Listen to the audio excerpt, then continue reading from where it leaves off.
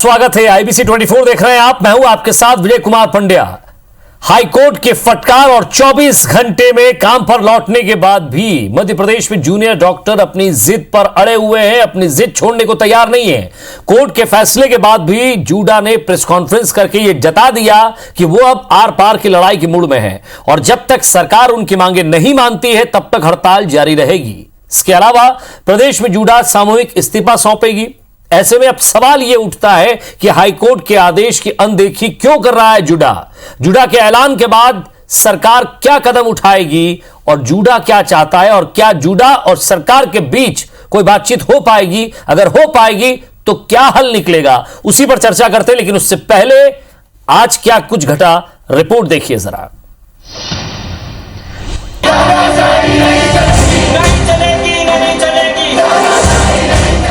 10 दिन हो गए हमें और 10 दिन से कोई सुनवाई नहीं हो रही। सैटरडे को बोला था कि इसका ऑपरेशन हो जाएगा, लेकिन सैटरडे के बाद संडे से ये डॉक्टर स्ट्राइक पर है। ये दर्द है उन लोगों का जो मध्य प्रदेश के अलग अलग शहरों में अस्पताल के बाहर अपने मरीज के बेहतर इलाज की आस लगाए बैठे हैं, लेकिन प्रदेश के 13 मेडिकल कॉलेज के 3500 जूनियर डॉक्टर्स की हड़ताल के कारण ये उम्मीद कमजोर पड़ने लगी है। जूडा की सबसे बड़ी मांग है कि मौजूदा स्टाइपेंड 24% बढ़ाया जाए। इसके अलावा हर साल इसमें 6% की बढ़ोतरी की जाए। जो जूनियर डॉक्टर कोरोना वार्ड में काम कर रहे हैं उनके ग्रामीण इलाके में काम करने की बाध्यता को खत्म किया जाए। कोविड में काम करने वाले डॉक्टर्स को एक सर्टिफिकेट दिया जाए और इसका फायदा नौकरी में मिले। जूनियर डॉक्टर्स और उनके परिवार को कोरोना के इलाज में प्राथमिकता की मांग भी की गई है।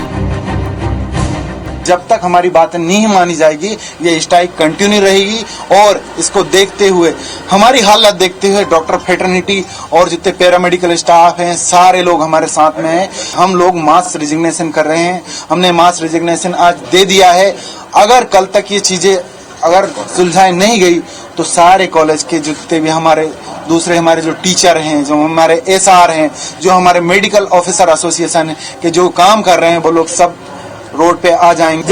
जब ब्लैकमेल कर, जब पीक था तब आपने इमोशनली ब्लैकमेल किया हमें वादा करके कि आपकी बातें मान ली गई है, आप काम पे लौट जाइए। ब्लैकमेल किसने किया? धोखा किसने दिया? सरकार ने धोखा दिया है, जूडा ने धोखा नहीं दिया। न्यायपालिका का हम बिल्कुल मानते हैं। हमने कोर्ट में भी वो बातें हमारी बिल्कुल रखी कि सर हमें बार बार हमारे साथ ठगी हुई है, बार बार हम ठगे गए हैं।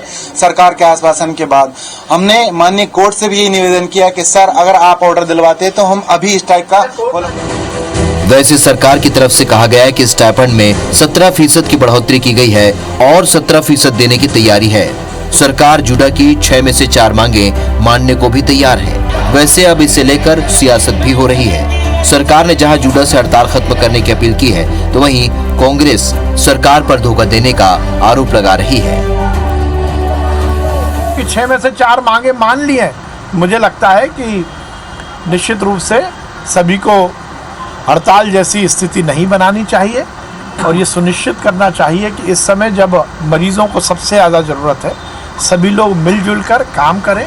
उनको लगातार सुविधाएं हम दे रहे हैं और उनका स्टाइपेंड भी हमने बढ़ाया है। ये जूडो डॉक्टर्स को उन्होंने 3 बार आश्वासन दिया है और आश्वासन को पूरा नहीं कर रहे हैं। अगर ये पहले ही पूरा कर देते तो ये स्थिति पैदा नहीं होती। जूडो डॉक्टर पे नहीं, झूठों पर कार्रवाई होना चाहिए जिन्होंने झूठे आश्वासन दिए।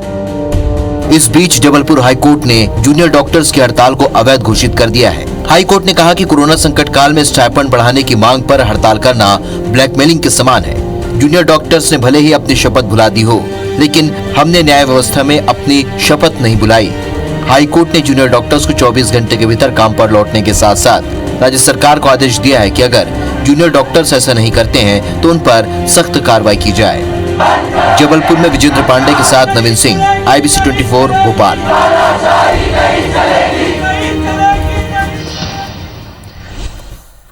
तो इस पूरी कथा से डॉक्टर और सरकार की व्यथा आप समझ गए होंगे। मेरे साथ 2 खास मेहमान और दोनों डॉक्टर हितेश वाजपेयी, बीजेपी के वरिष्ठ नेता हमारे साथ, स्वागत है आपका। डॉक्टर विक्रांत भूरिया, प्रदेश अध्यक्ष हैं यूथ कांग्रेस के, वो भी डॉक्टर हैं और दोनों ही डॉक्टरों ने अपनी जो राजनीतिक करियर जो है वो भी इसी समय से शुरू किया था और दोनों समझते हैं कि इससे क्या हल निकलता है।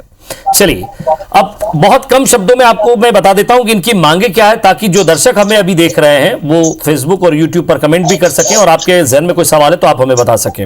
मौजूदा स्टाइपेंड को 24% बढ़ाया जाए, हर साल इसमें 6% की बढ़ोतरी की जाए, कोरोना वार्ड में काम कर रहे डॉक्टरों को ग्रामीण इलाके में काम करने की बाध्यता को खत्म किया जाए, कोविड वार्ड में काम करने वाले डॉक्टर्स को एक सर्टिफिकेट दिया जाए, सर्टिफिकेट का फायदा डॉक्टर की नौकरी में मिले, जूनियर डॉक्टर्स और उनके परिवार को कोरोना के इलाज में प्राथमिकता मिले, और जो सरकार का एक आदेश था कि आप 1 साल गांव में काम करिए उसके बाद फिर शहर में आइए, तो वो खत्म किया जाए और ये समझा जाए कि 1.5 साल हमने जो कोरोना काल में काम किया है उसको इस समान माना जाए। शायद जितना मैं ठीक हूं, आप लोग डॉक्टर से मुझे भी ठीक कर दीजिएगा, क्योंकि जितना मैं समझ पाया उतना आपसे बात कर रहा हूं और जितना आप समझते हैं मुझे भी बताइएगा। सबसे पहले मैं डॉक्टर हितेश वाजपेयी जी आपसे जानना चाहता हूं कि आखिर इन डॉक्टरों की वाकई इतनी बड़ी समस्या है कि ऐसे पेंडेमिक समय में, आपत्ति काल में आप काम छोड़कर, अस्पताल में मरीजों को छोड़कर, किसी को इंजेक्शन लगना है, ब्लैक फंगस अलग आ रहा है, लोगों को दवाइयों की जरूरत है, डॉक्टर की जरूरत है, ऐसे समय में आप उनको छोड़कर चले जाएं इसलिए क्योंकि पैसा बढ़ाइए साहब? देखिए, पहली चीज तो मुझे बहुत अच्छा लगा कि आपने विक्रांत को बुलाया है। विक्रांत मेरे जूनियर भी हैं और हम दोनों एक ही कॉलेज के, इंदौर मेडिकल कॉलेज के पास आउट भी हैं। जी सर। तो और ऐसे मुझे नहीं पता था कि आप इस प्रकार का एक माहौल बना देंगे, तो आपने मुझे डॉक्टर ज्यादा बना दिया है, हालांकि मैं सरकार का प्रतिनिधि हूँ। राइट। क्योंकि हम लोग खुद जेडीए में, आरडीए में काम करते रहे हैं। पहली चीज तो मैं बहुत स्पष्ट कर दूं, क्योंकि देखिए साहब, मैं झूठ बोलता नहीं हूँ जी, और सच बोलूं या ना बोलूं पर झूठ कभी नहीं बोलता हूँ, ये मेरी साख अभी तक तो बनी हुई है जी। तो एक चीज मैं बहुत स्पष्ट कर देता हूँ कि जितनी भी बातें आपने जेडीए की तरफ से रखी है, जो निकल कर आई है, जेडीए ने जो बातें रखी है, सरकार की एक भी विषय के ऊपर असहमति नहीं है।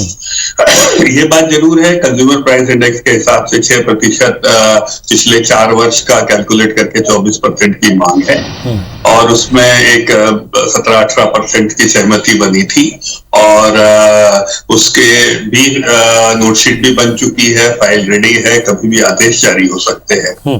दूसरी बात, तीसरी बात, जेडीए का जो टेक्निकल पॉइंट है कि जो पोस्ट पीजी उनका कोविड की वजह से या किसी वजह से रेसिडेंसी कंटिन्यू रहती है, तो उसको सीनियर रेसिडेंसी टेक्निकली कहा जाए, जो सही भी है, और सीनियर रेसिडेंसी होने से उनको आगे भविष्य में 4 महीने 6 महीने जितना भी हम लोग कर पाते हैं, होता है सरकार के द्वारा तय किया हुआ, वो लोग they are ready to work, और वो उनका एसआरशिप का सर्टिफिकेट रहे, जो टेक्निकली एकेडमिकली वो ठीक भी बोल रहे हैं, और मुझे नहीं लगता उसमें किसी को कोई आपत्ति भी है।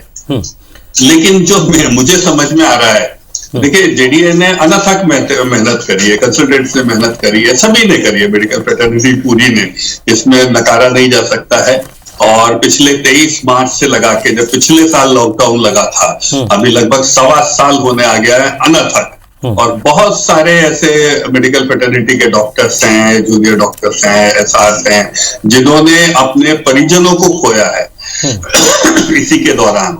कई बार वो इन्फेक्शंस वार्ड से अपने घर लेकर गए हैं, और ये मैंने अपनी आंखों से देखा है। जब मैं भी 9-10 दिन हमीदिया में मैं खुद भर्ती रहा हूँ, और मैं उन डॉक्टर्स के साथ भर्ती रहा हूँ जो वेंफ्लॉन लगा के एसआर और जेआर काम कर रहे थे। मतलब देखकर कभी कभी जिसको बोलते हैं ना, रोए खड़े हो जाते हैं। वेंफ्लॉन लगा हुआ है बोले, और सब बोले, मुझे मेरे कार्ड बना रहे थे, एडमिशन बन रहा था, तो मैंने पूछा, तो फिर मैंने पूछा आज कौन सा डे है, तो बोले सर आज मेरा रेमडेसिविर का 3रा डे है, 2nd डे है। मतलब इट वॉज रियली सैल्यूटेबल। तो इस बात से नकारा नहीं जा सकता, हम उसको डिस्काउंट नहीं कर सकते। और इस महामारी के दौरान जो डॉक्टर फ्रेटर्निटी ने और पैरामेडिकल मेडिकल ने काम किया है, इसका इन मांगों से कोई संबंध नहीं है। मैं फिर बता दूं, कम से कम नकारात्मक तो बिल्कुल नहीं है। तो ये बात हमको सबको माननी चाहिए, और वी आर ऑल यूनाइटेड। सरकार की भी सहमति है मेरी, बहुत मैं यहाँ मेंशन नहीं करना चाहूंगा कि आप जिससे बोलेंगे लगभग सभी लोगों से मेरी बात हुई है। हाँ, शायद कम्युनिकेशन में और इसमें साफ कभी कभी लगता है कि अधिकारी जो होते हैं वो ठीक से कई बात नहीं कर पाते, कभी कभी ऐसा हो जाता है। विक्रांत को भी बहुत अच्छे से ध्यान होगा कि इंदौर में भी कभी कभी ऐसा हो जाता था कि हमारी नोकझोंक हो जाया करती थी अधिकारियों से, और फिर वो कारण बन जाता था उत्तेजना का। तो मुझे लगता है वी नीड गुड कम्युनिकेटर्स, और अच्छे से हम इसको करें। देखिए, अदालतें तो कभी भी किसी भी हड़ताल को, किसी भी वर्ग की हड़ताल हो, उसको हड़ताल शब्द से ही नफरत है। तो मुझे ऐसा नहीं लगता है कि अदालतों से कोई रिलीफ मिल पाएगा। और चूंकि कंसेंसस है, फिर अंतिम लाइन में बोल के अपनी बात को समाप्त करूंगा कि कंसेंसस है, आपका एक भी बिंदु ऐसा नहीं है जिस पर कहीं असहमति हो, तो मुझे बहुत अनावश्यक लग रहा है।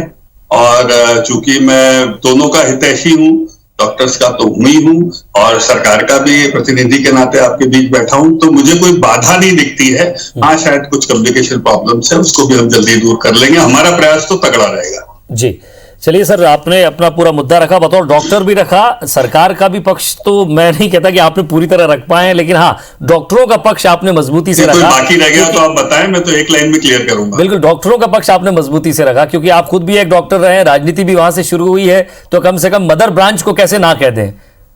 चलिए, मैं विक्रांत भूरिया जी के पास आता हूं। भूरिया साहब, मैं लगभग आपको उस समय से देख रहा हूं जब आप अपनी राजनीति कर रहे हैं। वाजपेयी साहब को भी लगभग लंबे समय से देख रहा हूं। मुझसे पहले भी एक और पत्रकार आए होंगे, देखते गए होंगे। जब मैं लोकल केबल में था तब से आपको देख रहा हूं, तब से आपकी राजनीतिक करियर को मैं भी देख रहा हूं, और आज एक मुकाम पर आप हैं। और वही डॉक्टरों की जो राजनीति है, या ये कहें कि डॉक्टरों का जो राजनीति से अलग आप हटकर एक नई दिशा बनाना चाह रहे थे, नई दिशा में ले जाना चाह रहे थे, वहीं से मैं आपको वॉच कर रहा हूं लंबे समय से। आपको क्या लगता है बतौर डॉक्टर, बताइएगा, क्योंकि बहुत ही मजबूती से पक्ष रखा है हितेश वाजपेयी जी ने। अब आप यहां बताइए कि क्या वाकई डॉक्टर परेशान हैं, या डॉक्टरों को यह हड़ताल करनी चाहिए? अब उनके पास इसके अलावा ऑप्शन क्या बचा है? बहुत बहुत धन्यवाद। और यहाँ पर हितेश वाजपेयी सर हमारे सामने मौजूद हैं, उनको मैं नमस्कार कहूंगा। हमारे सीनियर हैं, इसलिए परम आदरणीय हैं। पर यहाँ पर जो डॉक्टर्स की बात यहाँ पर कर रहे हैं, एक चीज जो बिल्कुल सही है कि जब डॉक्टर्स का पक्ष रखने की बात आती है तो हितेश वाजपेयी जी बहुत अच्छे से रखते हैं, पर इनकी सरकार इनकी बातों से कितनी सहमत है, मैं उस चीज के लिए आश्चर्यचकित हूँ। कि जब ये मान लिया गया है कि डॉक्टर्स की सैलरी बढ़ना चाहिए, जब ये मान लिया गया है कि उनको ग्रेस मिलना चाहिए 10 माह का, जब ये मान लिया गया है कि उनकी सुरक्षा होना चाहिए, जब ये मान लिया गया है कि उनके बॉन्ड को रिकंसिडर करना चाहिए, उसको एसआरशिप में मानना चाहिए, तो बार बार टालने की क्या वजह? जब 6 मई को इनकी बैठक हुई थी और उसमें सारे जूडा के पदाधिकारी वहां पर मौजूद थे, और वहां पर यह निर्णय लिया गया था कि आपकी मांगों को पूरा करा गया। पर आज 1 महीना हो गया है और 1 महीने के बाद भी कुछ भी उस पर निर्णय नहीं लिया गया है। यहाँ जूनियर डॉक्टर्स ने जो अपनी पूरी जान पर खेल गए कोरोना काल में, अपने परिवार से दूर रहना पड़ा, अपने परिवार को खतरे में डाला उन लोगों ने, उसके बाद भी अगर आज वो हड़ताल पर जा रहे हैं तो ये बिल्कुल डॉक्टर्स की गलती नहीं है, ये पूरी तरह से सरकार की विफलता है। अगर कम्युनिकेशन गैप होता है तो एडमिनिस्ट्रेटर्स भी सरकार का हिस्सा है। कम्युनिकेशन गैप पैदा किया जा रहा है या पैदा हो रहा है? देखिए, कम्युनिकेशन गैप अगर पैदा हो रहा है तो ये नाकामी तो सरकार की है। अगर कोई भी अधिकारी है वो सरकार के अधीन है, और सरकार के अधीन है, अगर वो सही से बात नहीं कर पा रहा, और सीधी सी बात है, अधिकारियों को बीच में डालने का क्या औचित्य है? जब मंत्री लोग बनाते हैं, जनता उनको बनाती है, तो सीधे सीधे उनको संवाद करना चाहिए, मुख्यमंत्री को सीधे संवाद करना चाहिए। क्योंकि मुझे याद है जब मैं प्रदेश जूडा का अध्यक्ष हुआ करता था, तब सीधे हमारा संवाद होता था मुख्यमंत्री से, और जो हमारी मांगे रहती थी वो बिल्कुल औचित्य रहती थी। और यहाँ पर जो मांगे करी जा रही है, जीवन के लिए लड़ रहे हैं जूनियर डॉक्टर, और जैसा कि हितेश वाजपेयी सर ने बोला है कि यहाँ पर कोई भी मांगे गलत नहीं है, तो मैं इनसे पूछना चाहूंगा, क्योंकि ये डॉक्टर के साथ साथ एक सरकार के प्रतिनिधि के रूप में आए हैं। मैं एक बात पूरी करना चाहूंगा, यहाँ पर एक बात पूरी करना चाहूंगा मैं, कि अगर ऐसा था तो जो भोपाल का जूडा अध्यक्ष था हरीश पाठक, उसके घर पर उसके परिवारों को धमकाने के हमारे साथ अभी मौजूद है साथ में। मैं बात करता हूं ना। हाँ, मैं अभी मौजूद है, मैं बात कर रहा हूं। क्यों भेजा गया उनके परिवार को धमकाने? समय कम है, अब सभी से बातचीत करनी पड़ेगी। हरीश पाठक साहब, आपके साथ जो हुआ प्रदेश की जनता ने भी देखा, मीडिया के माध्यम से भी पहुंचा। अब मैं उस पर लकीर पे बार बार मैं लकीर नहीं खींचूंगा, ठीक है, मैं आगे बात करता हूं। पाठक साहब, एक बात बताइएगा, क्या आपकी सैलरी इतनी कम है कि आप अपना रोटी कपड़ा मकान नहीं चला पा रहे हैं? क्या आपकी सैलरी इतनी कम है कि आप अपना घर नहीं चला पा रहे हैं? क्या आपकी सैलरी इतनी कम है कि आप अपना परिवार नहीं चला पा रहे हैं? या सारे डॉक्टर्स, मैं आपकी नहीं बात कर रहा हूं, वो जूडा की बात कर रहा हूं, क्या खाने पीने के लाले पड़ जाएंगे इस सैलरी में? क्या मांगे हैं ये, जिनमें से 4? देखिए, आपके परिवार को सुरक्षा मिले, हम चाहते हैं, आप काम करते हैं, आपको सुरक्षा मिले, ये भी हम चाहते हैं, लेकिन पैसों के लिए फिलहाल ऐसा इस पूरी हड़ताल से फिलहाल यही समझ में आया, क्योंकि जितने भी बुद्धिजीवी हैं या राजनीतिक विश्लेषक हैं, मैं जिनसे बात कर रहा हूं, उनका सबका यही कहना है कि बात पैसों पे अटकी हुई है। एक मांग मान ली गई, उसके बाद सब कुछ ठीक हो जाएगा, बाकी का तो ये डॉक्टर्स देख लेंगे, समझ लेंगे। हरीश पाठक साहब जी, इस चीज पे मैं ये बोलना चाहूंगा, इस हमारी पूरी 6 सूत्रीय मांगे हैं, ऐसा इसमें से कोई भी नहीं है कि आप सारी मांगों को, मुझे लगता है कि सिर्फ एक मांग पे लाके रोक दिया जाता है, पैसे की मांग को। अगर आप हमारे इन 6 में से बाकी 5 मांगे देखेंगे तो आपको समझ में आएगा कि हमारी पूरी मांगे कितनी वाजिब है। चाहे वो सुरक्षा की हो, पूरे कोविड काल में संक्रमण के समय किसी भी डॉक्टर के उपचार की हो, या फिर उसमें कोई भी डॉक्टर जो अगर काम कर रहा है तो जो बेहतर से बेहतर उपचार आप उनको दे रहे हैं, तो क्या आपको और आपके परिवार को नहीं मिलेगा? इन सारे मतलब जनता को बेहतर उपचार नहीं मिल रहा है? आपको लग रहा है कि क्या आपको लग रहा है कि हमारे लिए बेड रिजर्व किया गया है? दिल्ली में ये ऑर्डर निकला है कि कोई भी डॉक्टर संक्रमित होता है तो उसको प्रायोरिटी बेसिस पे उपचार मिलेगा। ये आप अभी की बात कर रहे हैं। मैं आपसे पूछना चाह रहा हूं, इससे पहले जब संक्रमण का रेट चल रहा था, कितने लोग इधर से उधर भटक रहे थे ताकि उनको बेड नहीं मिल रहा था, ऑक्सीजन की सप्लाई नहीं मिल रही थी। जब डॉक्टर्स के साथ भी ऐसी चीज है, मैं आऊंगा हरीश भाई आपके पास आऊंगा। एक मिनट, हितेश जी कुछ कह रहे हैं, आपके सवाल का शायद कुछ जवाब। देखो पाठक जी, आप भी सच जानते हो, हम भी जानते हैं, विक्रांत भी जानता है कि हम लोग जब फर्स्ट ईयर में आ जाते हैं तब से लेके आजीवन द मेडिकल कॉलेज में पहला प्रेफरेंस मेडिकल डॉक्टर को दिया जाता है। हम सब लोग जानते हैं इसको। दूसरा, इसमें यदि कोई और भी अपेक्षा है तो कोई इसमें मना नहीं कर रहा है, और इसमें कुछ नहीं, डीन के हाथ में, सुप्रिंटेंडेंट के हाथ में, सारा अस्पताल अपने ही हाथ में है, कोई दूसरे के हाथ में नहीं है। तो मैं अगेन इसमें नहीं जाना चाहता, क्योंकि मैं जानता हूं ये सब बातें जो हम और आप अचानक क्योंकि इस मोड़ पे चर्चा कर रहे हैं, ये बहुत मायने की नहीं है, और चूंकि ये होती ही है, आप भी जानते हो, मैं उसको बहुत डिटेल में नहीं जाना चाहता, क्योंकि हम लोग सब एक ही फील्ड के हैं, एक ही क्षेत्र के हैं। ये भी हमारा दायित्व है कि हम उसकी मर्यादा को बनाए रखें। मेरा बस 2 पॉइंट है पाठक जी, यदि इस बात को आप समझें कि देखिए, ये समय जो है, जो बात वो कह रहे हैं उनको समझिए आप बात को। ये समय आपको संवेदना मिलने का नहीं है, ये समाज की संवेदना का समय है। थोड़ा समय और है। मैं सरकार की सहमति है। क्या इस बात से एग्री है पाठक साहब? है बिल्कुल, ये इसी मुद्दे पे आप इससे एग्री करते हैं पाठक साहब?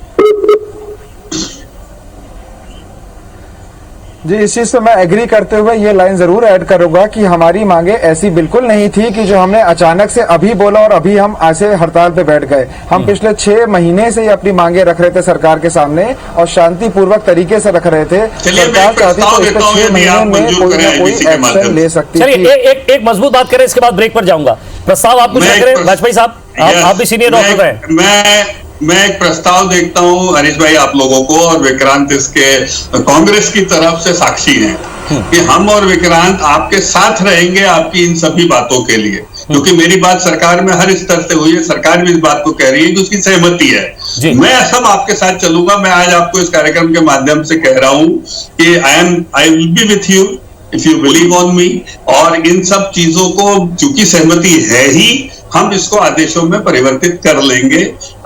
ये मजबूती हम आपको चलिए, तो मैं समझू सर कि ये डिबेट नहीं हो रही है, ये एक सुलह का रास्ता है। हितेश वाजपेयी जी ने एक रास्ता दिया है कि पाठक साहब के साथ जाएंगे, सरकार के साथ बैठकर बात करेंगे। आपने कहा मुख्यमंत्री जी मिले नहीं, वो खुद आपको साथ में ले जाएंगे। हितेश जी, क्या मैं सही कह रहा हूं?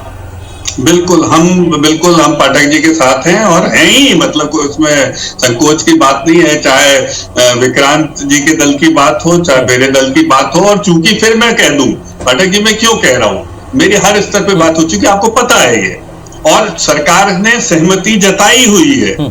सरकार के पास दुविधा क्या है मैं आपको बताऊं। मैं एक मिनट सर, एक मन में क्या है मैं आपको बता देता हूं। एक ब्रेकिंग मैं ब्रेक पे जाऊंगा। तो सर मैं वाजपेयी सर, मेरा भी अपना एक वो है, मैं बात कर लूं आपसे कि क्या हरीश भाई, मैं एक ब्रेकिंग चला दूं कि आप हड़ताल खत्म करें? वाजपेयी साहब आपको लेके जा रहे हैं सीएम साहब के पास, अभी चले जाइए। मैं ब्रेकिंग चला दूं? मैं वाजपेयी साहब को बहुत बहुत धन्यवाद करूंगा कि अगर हमारी चीजें ऐसी हो जाएं कि हम मंत्री जी से मिले, मुख्यमंत्री जी से, माननीय मुख्यमंत्री जी से मिले और हम उनसे अपनी बातें रख पाए और उनसे हम लोग कोई संवाद कर पाए, ये तो बहुत ही अच्छी चीज हो जाएगी, क्योंकि हम तो शुरुआत से यही चाह रहे हैं कि हम लोगों के बीच में संवाद हो, हमारी बातों का सलूशन निकले, और इस सलूशन के बाद अगर हमें लगता है कि सारे सलूशन निकल जाए। जी, विक्रांत भूरिया जी का शायद नेटवर्क कट रहा है, वो हमारे साथ अभी फिलहाल नहीं है। दो गेस्ट हमारे साथ हैं, हितेश वाजपेयी जी हैं और डॉक्टर पाठक साहब हैं हमारे साथ, हरीश पाठक जी। मैं हितेश वाजपेयी जी, अब इस डिबेट को शायद आपने एक अलग ही मोड़ दे दिया, और ये खासियत है आपकी। मैं हमेशा से आपको जो है हमेशा से फॉलो करता हूँ, चाहे दूसरे चैनल पर भी बैठे हो, मैं हमेशा देखता हूँ आपको, क्योंकि आप डिबेट को डिबेट नहीं करते, आप उससे रिबेट कैसे हो जाए ये कोशिश आपकी रहती है हमेशा। तो मैं ये कह रहा हूँ आपसे कि जो आप प्रस्ताव आपने दिया है, इस प्रस्ताव के साथ क्या मैं ये समझूं कि शायद अब, क्योंकि आप दोनों के सीनियर है, विक्रांत जी के भी सीनियर है, हरीश पाठक साहब की भी आप सीनियर है, तो ऐसे में हरीश जी भी यही चाहते हैं कि कम से कम ये मसला हल हो जाए। 24 का है, 17 का है, 24-17 जो भी हो, इसमें थोड़ा सा आगे सरकार भी ध्यान दे, चिकित्सा शिक्षा मंत्री भी समझें, वो भी आगे इस बात को आगे ले जाएं। और आपने एक बहुत मजबूत बात कही थी और उसको हरीश जी भी मानते हैं कि ये वो समय नहीं है।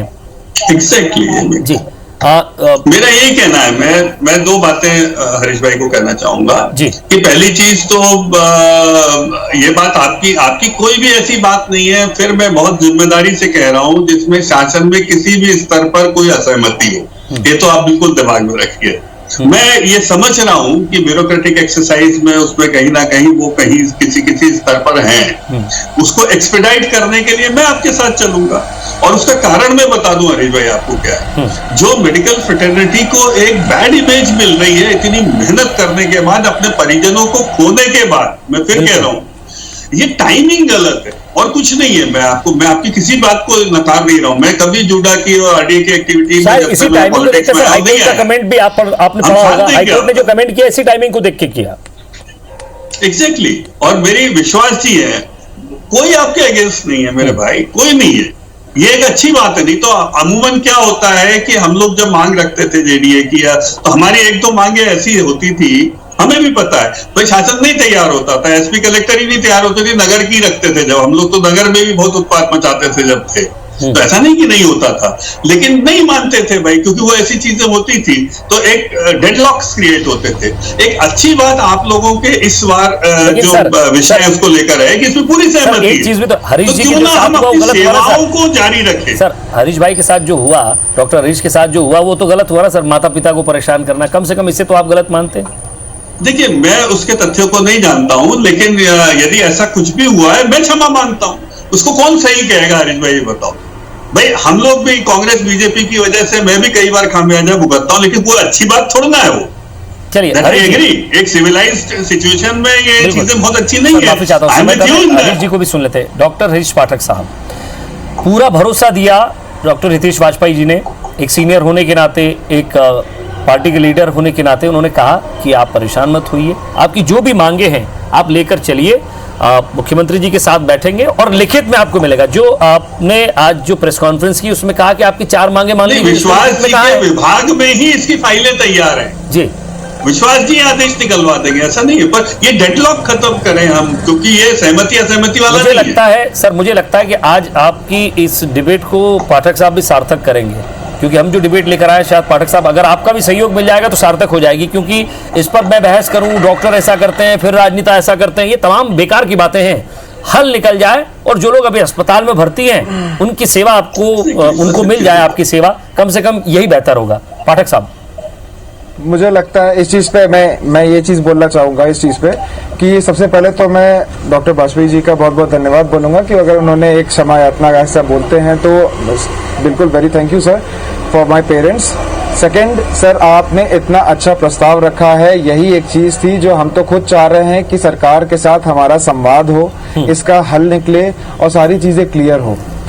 अगर ये कॉन्वॉय हमारे तरफ से जाता है, मुख्यमंत्री जी से हमारी मुलाकात होती है और हमारी सारे चीज़ों पे बात होके एक हल निकलता है तो बहुत ही अच्छी बात है। हम खुद ये स्ट्राइक, ये हड़ताल बिल्कुल नहीं करना चाहते हैं। इसको हम चीज़ों को देखकर जो भी वहाँ पे संवाद होता है उसका लिखित आदेश लेकर हम ये हड़ताल खत्म कर देंगे अगर सब कुछ हमारे सामंजस्य में होगा तो। बिल्कुल, हम तो इसके बहुत ही थैंकफुल हैं। ये हड़ताल खत्म कर देंगे सर। डॉक्टर हितेश वाजपेयी साहब सीधा हर चीज लिखित सीधा कह रहे हैं, रीजनल प्रेसिडेंट है जुड़ा के, वो कह रहे हैं हम हड़ताल खत्म कर देंगे। अब सर मैं अपने रिपोर्टर को कह दूं कि आप इनको आज या कल में कब मुलाकात करवा रहे हैं ताकि वो देखिए, पहले मुझे खुशी है इस बात की, लेकिन अभी भी वो जेडीए वाले 2-3 शर्तें हैं उसमें, उसको भी मेरा कहना है डाइल्यूट कर दीजिए। सर 2-3 नहीं, एक ही शर्त सबसे खतरनाक है, वो जो गांव वाली है ना सर, 1 साल गांव। नहीं वो नहीं, उसमें तो हम सहमत है। उसको सीनियर रेसिडेंसी क्या है, देखिए पोस्ट पीजी वैसे भी कोई भी काम कराया जाता है ना, तो यदि वो रेसिडेंसी का एक्सटेंशन है और पोस्ट पीजी है तो उसको सीनियर रेसिडेंसी टेक्निकली सर्टिफाई किया जा सकता है, उतनी बड़ी बात नहीं है और होना भी चाहिए। That is their right if they are giving services post PG, तो इट इज लाइक एसआरशिप और उनको 6 महीने मान लो करा तो 6 महीनों के एक्सपीरियंस में काउंट होता है। हरीश भाई, क्या आप वाजपेयी जी से संपर्क कर रहे हैं डिबेट खत्म होने के बाद? क्या मुख्यमंत्री जी से मुलाकात करेंगे? हम संपर्क में हैं वैसे। क्या मुख्यमंत्री जी से आज मुलाकात हो पाएगी? आज नहीं तो कल? आपके चैनल के माध्यम से अगर इतना अच्छा अवसर मिलता है और ये चीजें सॉल्व हो जाती है तो इससे अच्छी बात क्या होगी। हम खुद तो स्ट्राइक चाहते ही नहीं है, स्ट्राइक जैसी चीजें खत्म हो जाए और उसके बाद हम तुरंत बैठ जाएंगे, हम तुरंत चले जाएंगे काम करने। और मैं बता रहा हूँ 5 मिनट नहीं लगेगा अगर हमारे सामंजस्य में सारे हो जाए और लिखित में आदेश पारित हो जाए, हम 5 मिनट नहीं लगेगा, काम पे दोबारा वापस लौटेंगे। सर लिखित में हो, सामंजस्य में हो और सेकंड है आपके पास, अच्छे से हो, लिखित में आदेश चाहिए। उनका साफ कहना है आप जाकर मिलवा दीजिए। चलिए, उनके प्रेसिडेंट वो और सब साथ में जाके मिलने के लिए तैयार है, कोई सामूहिक इस्तीफा नहीं होगा, उनका साफ कहना है। आप मिलवा दीजिए सर इतना तो कर दीजिए। पूरे कार्यक्रम में जो अभी भी 2-3 शर्तें धीरे धीरे से निकल के आती हैं, मुझे ऐसा लगता है मैं तो साहब फ्री फ्लो वाला आदमी हूँ और मैं खुल के समर्थन कम देता हूँ और देता हूँ तो मजबूती से देता हूँ और कहीं मेरी कुछ बात हुई होगी तभी दे रहा हूँ। और इसीलिए मैं आपसे कह रहा हूँ विश्वास सारंग जी और पूरा अमला, विक्रांत जी भी जुड़ गए सर। मैं माफी चाह रहा हूँ सर, आपको रोक रहा हूँ। विक्रांत जी, आप जब तक नहीं थे तब तक मसला हल हो गया? नहीं, देखिए मसला हल करना ही हमारा उद्देश्य था। ये एक ऐसी चीज है, देखिए क्या होता है कि जब अपने घर की बात होती है उसमें राजनीति नहीं होती है। और यहाँ पर एक ही उद्देश्य है हमारा कि इन बच्चों का नुकसान नहीं होना चाहिए, जो उन्होंने मेहनत करी है, जो परिश्रम करा है, उसका फल निकालना ही हमारा उद्देश्य है। और अगर ये आपस की बात है, क्योंकि आपस की नहीं, एक आपस की नहीं, मैं एक बात बता रहा हूं। डॉक्टर हितेश वाजपेयी जी ने उस समय आप जुड़े नहीं थे, उन्होंने कहा कि आप विक्रांत जी और हितेश वाजपेयी जी हम दोनों जाएंगे, मुख्यमंत्री से बात करेंगे, पाठक साहब को, इनके एक और साथी को ले जाएंगे, बैठ के बात करेंगे और कागज पर सुलह होगी। नहीं, बिल्कुल, अगर देखिए कागज पर सुलह होती है तो वो वही चाहिए तो आपने भी डाल दिया। कोई भी चीज को आगे ले जाने का कोई मतलब नहीं है। और अगर कागज पर बैठकर सुलह होती है वही हमारा अंतिम उद्देश्य है और वही चीज डॉक्टर बच्चों। चलिए सर समय कम है, मैं अपनी क्षमताओं से आगे चला गया और समय से ज्यादा परे आगे चला गया, माफी चाहता हूं। और आप सभी से बस निवेदन यही था इस हड़ताल का कोई हल निकले और जो लोग भर्ती हैं आपका इंतजार कर रहे हैं, पाठक साहब, विक्रांत जी और हितेश वाजपेयी जी, जो लोग इंतजार कर रहे हैं कम से कम उनको इलाज मिले, यही हमारा उद्देश्य। बहुत बहुत शुक्रिया आप तीनों का हमारे साथ जुड़ने के लिए, बातचीत की। नमस्कार।